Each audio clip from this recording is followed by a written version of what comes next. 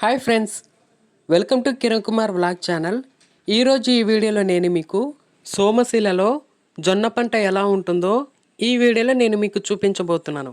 అంతకంటే ముందు మన ఛానల్ని ఫస్ట్ టైం మీరు చూస్తున్నట్లయితే తప్పకుండా సబ్స్క్రైబ్ చేసుకోండి.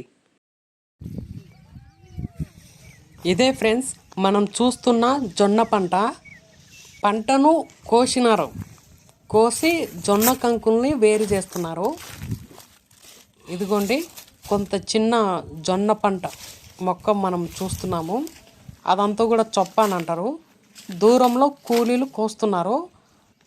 కోసిన జొన్నను ఒక చోట పట్టపరిచి దానిపైన జొన్ననైతే వేసినారు.